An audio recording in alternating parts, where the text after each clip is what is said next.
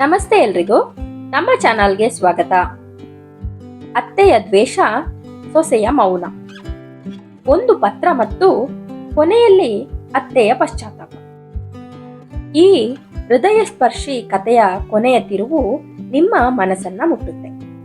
ಇಷ್ಟ ಆದ್ರೆ ಲೈಕ್ ಮಾಡಿ, ಶೇರ್ ಮಾಡಿ, ಸಬ್ಸ್ಕ್ರೈಬ್ ಮಾಡಿ.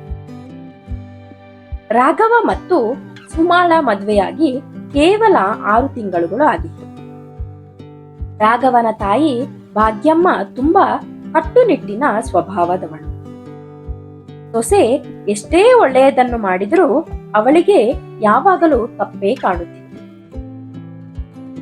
ನೀನು ಬಂದ ಮೇಲೆ ನನ್ನ ಮಗ ನನ್ನ ಮಾತೇ ಕೇಳುವುದಿಲ್ಲ, ನಿನ್ನಿಂದಲೇ ಈ ಮನೆ ಹಾಳಾಗಿದೆ ಎಂದು ಪ್ರತಿದಿನ ಬೈಯುತ್ತಿದ್ದಳು. ಸುಮಾ ಮಾತ್ರ ಎಂದಿನಂತೆ, ಅಮ್ಮ, ನಾನು ಏನಾದರೂ ತಪ್ಪು ಮಾಡಿದರೆ ಕ್ಷಮಿಸಿ ಎಂದು ತಲೆ ತಗ್ಗಿಸಿ ಹೇಳುತ್ತಿದ್ದಳು ಅಷ್ಟೆ. ಒಂದು ದಿನ ಭಾಗ್ಯಮ್ಮನಿಗೆ ಹಳೆಯ ಸ್ನೇಹಿತೆಯ ಮನೆಗೆ ಹೋಗಬೇಕಿತ್ತು. ಅವಳು ಧರಿಸಲು ಇಟ್ಟಿದ್ದ ಚಿನ್ನದ ಸರ ಕಾಣಿಸಲಿಲ್ಲ. ಮನೆಯ ತುಂಬೆಲ್ಲ ಹುಡುಕಿದರೂ ಅದು ಸಿಗಲಿಲ್ಲ. ಅವಳ ಕಣ್ಣು ನೇರವಾಗಿ ಸುಮಾಳ ಮೇಲೆ ಬಿತ್ತು. ನೀನೇ ನನ್ನ ಚಿನ್ನದ ಸರವನ್ನು ತೆಗೆದುಕೊಂಡಿದ್ದೀಯಾ ಎಂದು ಹೇಳಿದಳು. ಸೌಮ್ಯ ಹೇಳಿದ್ಲು, ಅಮ್ಮ, ನಾನು ನಿಮ್ಮ ವಸ್ತುವನ್ನ ಮುಟ್ಟುವುದೂ ಇಲ್ಲ ಎಂದು. ಸುಳ್ಳು ಹೇಳಬೇಡ.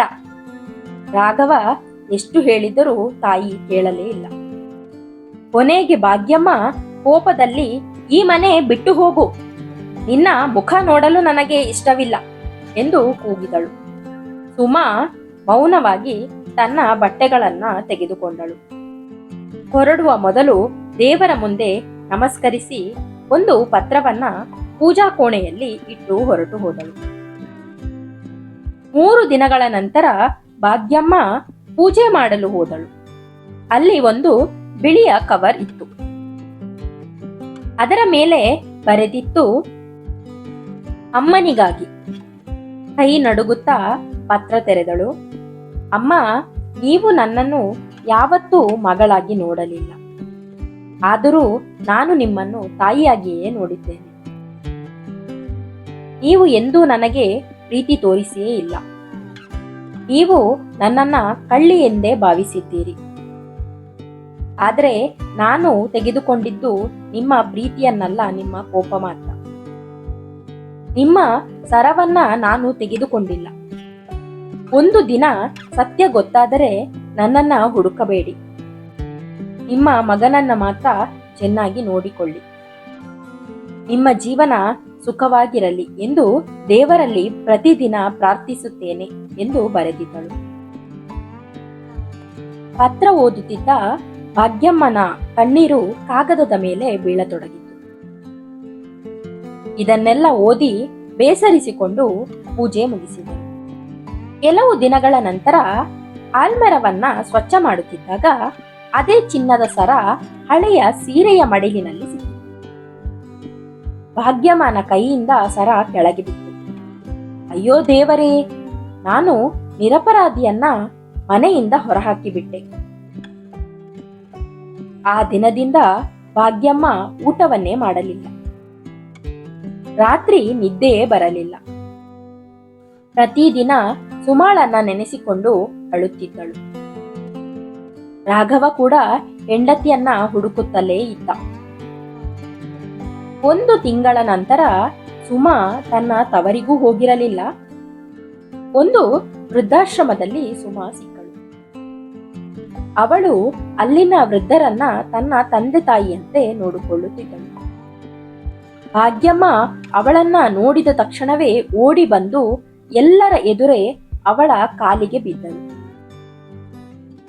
ಮಗಳೇ, ನನ್ನನ್ನು ಕ್ಷಮಿಸು. ನಾನು ನಿನ್ನ ಮನಸ್ಸನ್ನ ಅರ್ಥ ಮಾಡಿಕೊಳ್ಳಲೇ ಇಲ್ಲ. ವೃದ್ಧಾಶ್ರಮದಲ್ಲಿದ್ದ ಎಲ್ಲರ ಕಣ್ಣಲ್ಲೂ ನೀರು ತುಂಬಿತು. ಸುಮಾ ತಕ್ಷಣ ಅತ್ತೆಯನ್ನ ಎಬ್ಬಿಸಿದಳು. ಅಮ್ಮ, ನೀವು ನನ್ನ ಕಾಲಿಗೆ ಬೀಳಬೇಡಿ. ನೀವು ನನ್ನ ತಾಯಿಯ ಹಾಗೆ.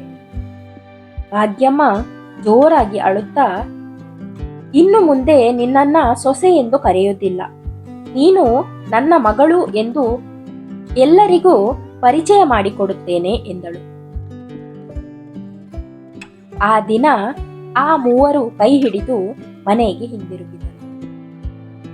ಮನೆಯ ಬಾಗಿಲು ದಾಟುವಾಗ ಭಾಗ್ಯಮ್ಮ ಸುಮಾಳ ಕೈ ಹಿಡಿದು ಹೇಳಿದರು, ಈ ಮನೆ ನನ್ನದಲ್ಲ, ಇದು ನಿನ್ನ ಮನೆ ಸುಮ.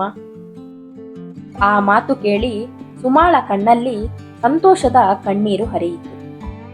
ಆ ದಿನದಿಂದ ಆ ಮನೆಯಲ್ಲಿ ಭಾಗ್ಯಮ್ಮ ಸುಮಾಳ ಮೇಲೆ ಎಂದಿಗೂ ದ್ವೇಷ ಕಾರಲಿಲ್ಲ. ಇಬ್ಬರು ಚೆನ್ನಾಗಿ ಬಾಳಿದರು. ಒಂದು ಅಪನಂಬಿಕೆಯಿಂದ ಮನೆಯ ನೆಮ್ಮದಿಯೇ ಹಾಳಾಗಬಹುದು. ಈ ಕತೆ ನಿಮ್ಗೆ ಇಷ್ಟ ಆಯ್ತು ಅಂತ ಭಾವಿಸ್ತೀನಿ. ಇಷ್ಟ ಆಗಿದ್ರೆ ಲೈಕ್ ಮಾಡಿ, ನಿಮ್ಮ ಪ್ರೀತಿ ಪಾತ್ರರೊಂದಿಗೆ ಈ ವಿಡಿಯೋವನ್ನ ಶೇರ್ ಮಾಡಿ. ಈ ಕಥೆಯ ಬಗ್ಗೆ ನಿಮ್ಮ ಅನಿಸಿಕೆ ಅಭಿಪ್ರಾಯಗಳನ್ನ ಕಮೆಂಟ್ ಸೆಕ್ಷನ್ ಅಲ್ಲಿ ಕಮೆಂಟ್ ಮಾಡಿ. ಹಾಗೇನೆ ಸಬ್ಸ್ಕ್ರೈಬ್ ಮಾಡದೆ ಇಷ್ಟೊತ್ತು ಈ ವಿಡಿಯೋವನ್ನ ನೀವು ನೋಡಿದ್ರೆ ಪ್ಲೀಸ್ ಸಬ್ಸ್ಕ್ರೈಬ್ ಮಾಡಿ. ಮತ್ತೆ ಮುಂದಿನ ಹೊಸ ಕಥೆಯೊಂದಿಗೆ ಸಿಗ್ತೀನಿ. ಇಂತಿ ನಿಮ್ಮ ಪ್ರೀತಿಯ ಜೀವಧ್ವನಿ. ವಿಡಿಯೋ ನೋಡಿದಕ್ಕಾಗಿ ಧನ್ಯವಾದಗಳು. ನಮಸ್ಕಾರ.